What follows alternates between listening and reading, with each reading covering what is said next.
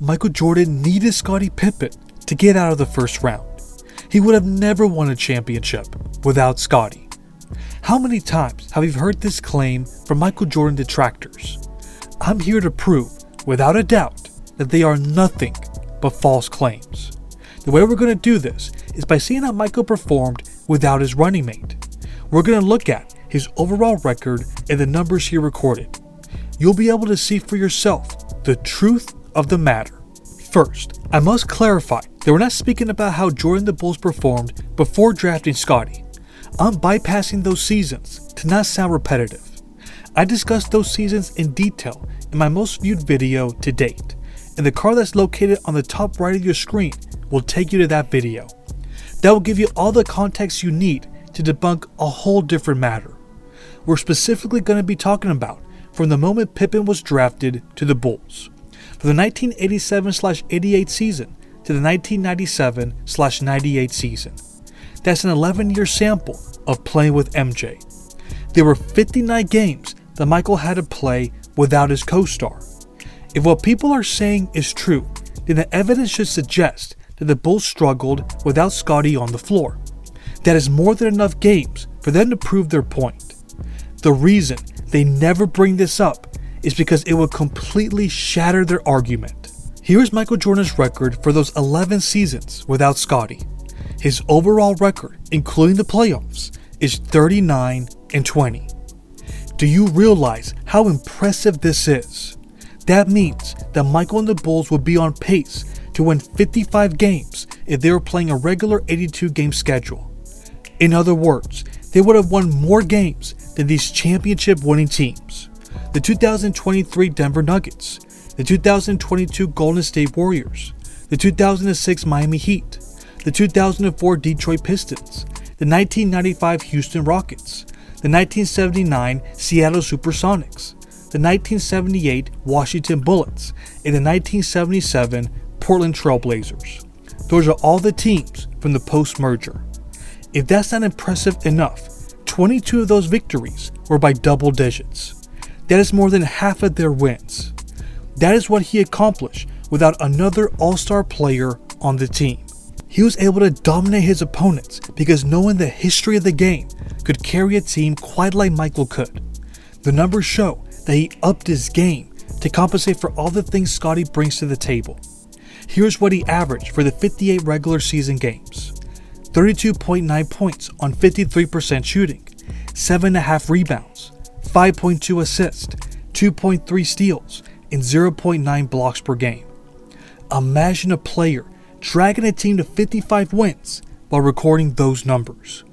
Wouldn't that player win the MVP in those circumstances? That's what the Chicago Bulls got every time Scottie was on the bench. It's no wonder they were able to win much more than they lost. Some of his notable performances include 2 games where he scored 52 points. Now what about the one playoff game that the Bulls needed to play without Pippen? This came in Game 4 of the 1990 semifinals. They were on the road against Charles Barkley and the Philadelphia 76ers. The Bulls won that game by 10 points. The reason is because Michael did everything for his team. He recorded 45 points on 52% shooting, 11 assists, 6 rebounds, 2 steals, and 2 blocks. He did his thing on the scoring end, as he usually does, but he also did a great job of getting everyone else involved. The player that benefited the most from his playmaking abilities was Stacey King, who scored 21 points. So much for the ridiculous claim that Jordan was nothing more than just a great scorer.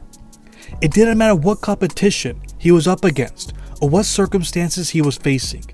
He elevated his play in every aspect of the game, and that drove his team to have so much success. Let's break this down even further to make an even greater point about this topic. From 1988 through 1989, he went 4-7 without Scottie. After that, Jordan played without him from 1993 through 1998. He went 34-13. The Bulls were dominant without their second best player. Why was that the case? To get the answer to that, let's look at the 1997/98 season. Scottie only played 41 games and the Bulls still went 28-13. In fact, they had the best record in the East before his first start of the year. During that stretch, Jordan averaged a combined 28.2 points on 45% shooting, 5.4 rebounds, 3.1 assists, and 1.4 steals per game. It might be easier to compensate for the loss of a player for a few games, but Scottie missed essentially the first half of the season. They were losing their best all-around player, their second best scorer, and one of their main defensive stoppers. Despite all of that, the Bulls were a top 3 team without him. Although Michael deserves a lot of credit for taking over the offense in his absence, there's another factor that we need to consider. That's his leadership. Let's not forget that they were coming off a second straight championship. The 1998 Bulls also ended up being the oldest team to ever win it all. This team was on its last leg. Instead of falling apart, they were able to figure out how to win games. That is credited to their winning culture and foundation. That was set by both Phil Jackson and Michael Jordan.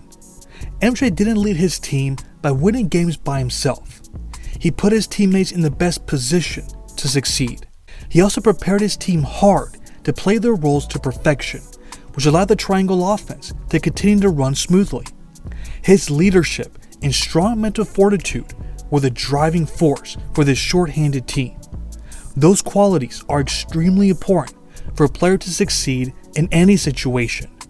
I have no doubts that Michael would have had the same success with or without Scottie Pippen. I don't want to make it sound like I'm dismissing the greatness of Scottie. In his prime, he was considered one of the top 10 players in the league.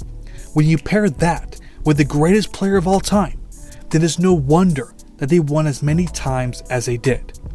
During their first three-peat run, the Bulls desperately needed to give Michael some scoring help to defeat the more talented teams in the league.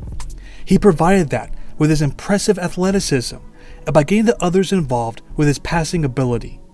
For the second three-peat, the NBA was transitioning to a defensive-oriented league. The Bulls were able to strive in that era due to their dominant defense. Scottie played a big part in their defensive attack. His length, athleticism, and strength gave all the teams problems. He deserves so much credit for Chicago being the greatest modern-day dynasty in the NBA. Let me be clear, the purpose of this video is not to downplay his greatness. The purpose is to present this important question. Is it that Michael Jordan needed Scottie Pippen to win, or did he simply need additional help on the offensive end? Go and watch the last video I made, and I proved that there was no top 10 worthy player that had the least amount of help than Jordan did. That was especially the case against his rivals from the 80s. Players such as Magic Johnson, Larry Bird, and Isaiah Thomas had an abundance of talent once Michael came into the league. He never knew what it was like to have multiple teammates join him in the All-Star game.